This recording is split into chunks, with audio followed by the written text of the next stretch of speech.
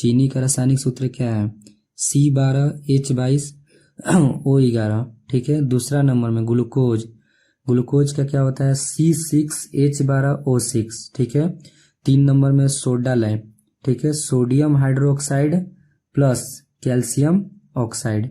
ठीक है, मतलब ये दोनों के मिलने से सोडा लाइम बनता है। ठीक है। फिर 4 नंबर में देखेंगे अम्लराज।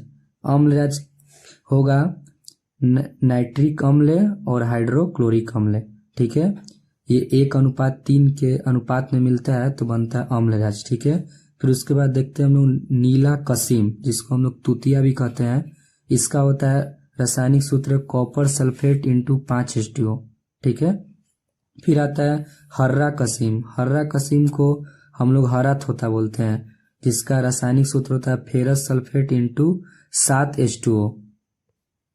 अगला देखते हैं श्वेत कसीम, जिसको हम लोग उजला थोथा बोलते हैं, जिसका रासायनिक सूत्र है जिंक सल्फेट इंटू 7H2O। ठीक है। फिर उसके बाद वाशिंग सोडा। ठीक है, जिसको हम लोग धोवन सोडा ही बोलते हैं। ठीक है, जिसका रासायनिक सूत्र है सोडियम कार्बोनेट इंटू 10H2O। ठीक है। फिर बेकिंग सोडा, बेकिंग सोडा का रासायनिक सूत्र होता है सोडियम बाइकार्बोनेट। फिर विरंजक चूर्ण, विरंजक चूर्ण को हम लोग ब्लीचिंग पाउडर भी बोलते हैं, जिसका होता है calcium into oxy chlorine into chlorine या कैल्शियम ऑक्सी क्लोराइड। ठीक है।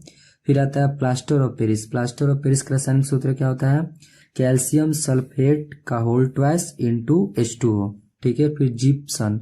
ठीक है, जिप्सन थोड़ा सा ऊपर कर लेते हैं।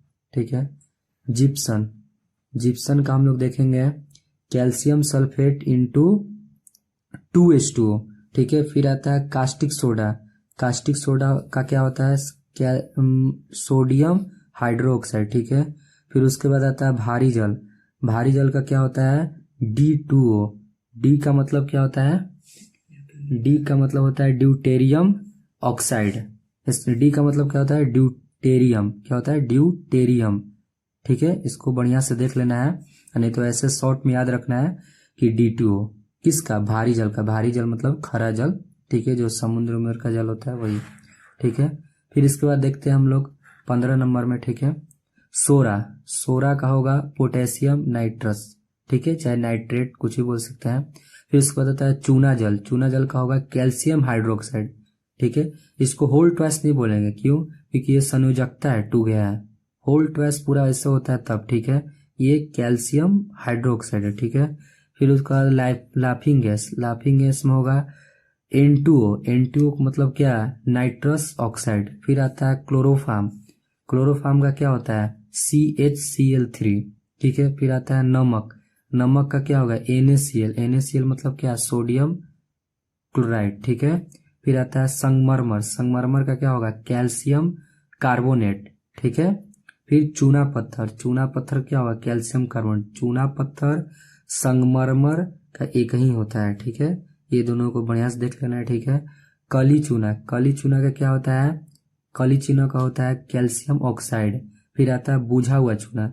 ठीक है, बुझा हुआ चूना मतलब क्या, चूना जल, मतलब कि जब चूना में जल को डाल दिया जाता है तो बुझा हुआ चूना बन जाता है, तो उसका भी सूत्र होता है कैल्शियम हाइड्रोक्साइड। ठीक है, चूना जल का भी कैल्शियम हाइड्रोक्साइड और बुझा हुआ चूना का भी कैल्शियम हाइड्रोक्साइड।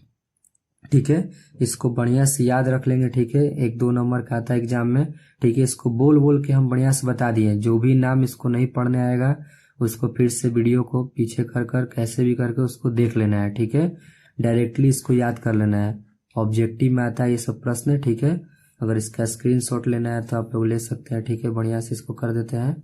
ठीक है, चलिए बस आज के लिए इतना ही रहेगा। ठीक है, इसको बढ़िया से याद करना है।